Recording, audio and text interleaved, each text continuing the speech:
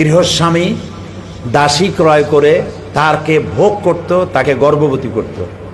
এই গর্ভের বয়স যখন 8 মাস বা 7 মাস বা 9 মাস হতো, তখন বন্ধুদেরকে দাওয়াত দিয়ে তার ড্রয়িং রুমে এনে সেখানে এই গর্ভবতী নারীকে উলঙ্গ করা হতো এবং তার পেট চিরে, জীবন্ত অবস্থায় পেট চিরে বাচ্চা বের করে রেখে দিত এক পাশে। বাচ্চা কিভাবে ছটফট করে মরছে আর মা কিভাবে ছটফট করে মরছে, এই দৃশ্য দেখে তারা পৈশাচিক অট্ট হাসিতে ফেটে পড়ত।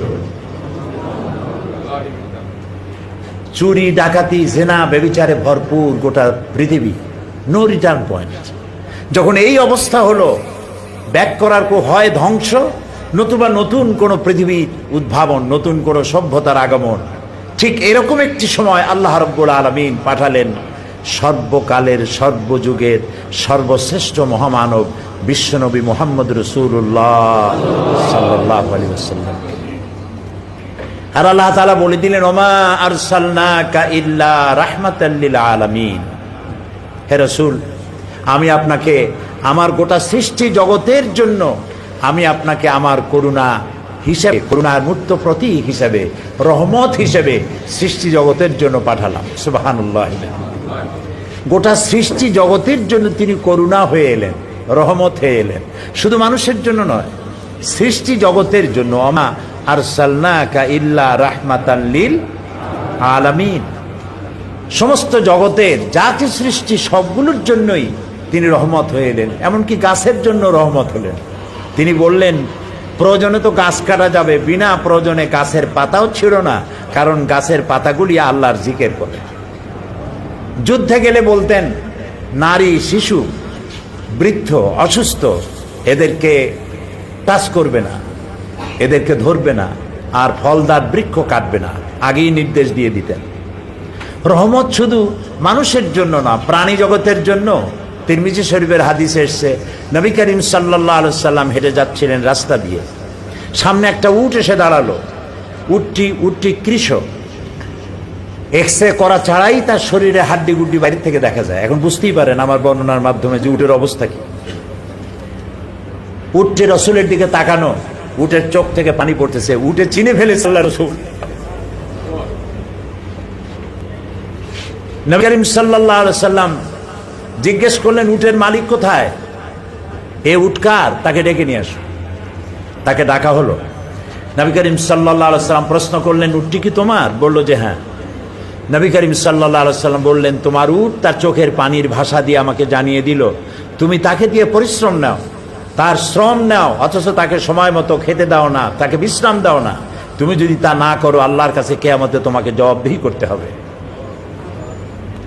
শুধু মানুষের জন্য নয়, গোটা বিশ্ব জগৎ জাহানের জন্য, গোটা সৃষ্টি জগতের জন্য করুণার মূর্ত প্রতীক করে আল্লাহ তার রহমত হিসেবে পৃথিবীর মানুষের জন্য তাকে পাঠিয়ে দিলেন। তাই মানুষ তার জন্য পাগল হয়ে গেল। তিনি জাদু করেন নাই, তিনি জাদু করে কাউকে মুসলমান বানান নাই, মেসমেরিজম করেন নাই, হিপনোটাইজ করেন নাই।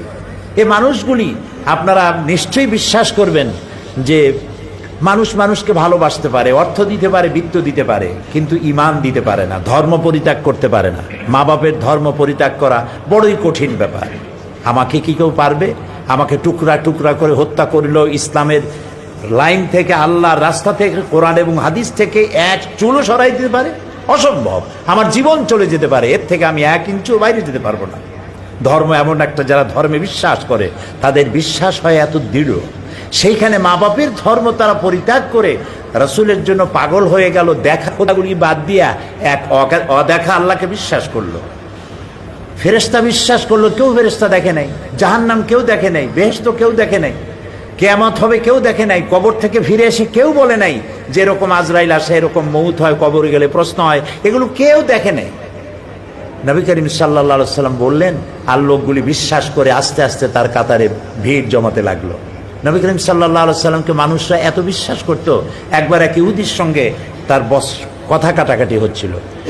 ওই ইহুদির কাছ থেকে রাসূলুল্লাহ ধার করেছিলেন, ধারের টাকা তিনি সময় মতো পরিশোধও করেছেন।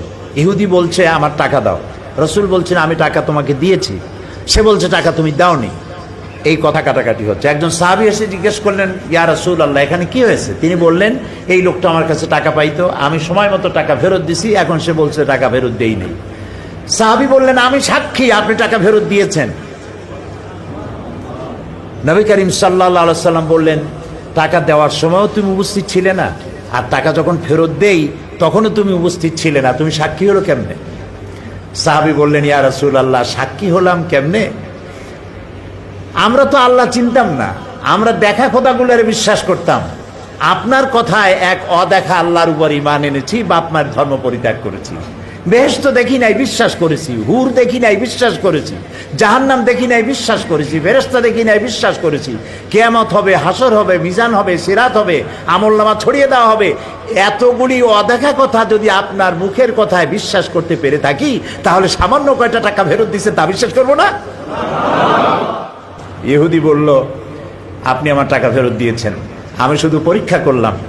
আর ইহুদি রইলাম না, লা ইলাহা ইল্লাল্লাহু মুহাম্মাদুর রাসূলুল্লাহ। রাসূলুল্লাহ যা করেছিলেন তার চরিত্র দিয়ে করেছিলেন, অনুপম চরিত্র, পৃথিবীতে যার নজির নেই। এই জন্য আমি বলি, আমরা অমুকের আদর্শের সৈনিক, আমরা অমুকের আদর্শের সৈনিক বলে যারা চিৎকার মারে, তাদের বোঝা দরকার, আপনি যে নেতার পেছনে ঘোরেন, সেই নেতা জীবনেও মদ খায় নাই, এ ব্যাপারে কি আপনি নিশ্চিত? ওই নেতা জীবনেও মিথ্যা কথা বলে নাই, এ ব্যাপারে কি আপনি নিশ্চিত? ওই নেতা জীবনেও ওয়াদা খেলাপ করে নাই, এ ব্যাপারে কি আপনি নিশ্চিত? এই নেতা জীবনেও কোনোদিন পরনারী স্পর্শ করে নাই, এই ব্যাপারে কি আপনি নিশ্চিত? এর কোনো ব্যাপারে আপনি গ্যারান্টি দিতে পারেন না, অথচ তার জন্য জীবন দিতে পারেন। ফাইনা তাযহাবুন, কোথায় চলছেন আপনি? এমন এক ব্যক্তিকে আল্লাহ নেতা বানিয়েছেন, নেতা করে দুনিয়া পাঠিয়েছেন, যিনি সর্বকালের সর্বযুগের আয়নার মতো পরিষ্কার চেহারা, যাকে দেখতে কোনো লাইটের দরকার হয় না, দিনেও দেখা যায়, রাতেও দেখা যায়।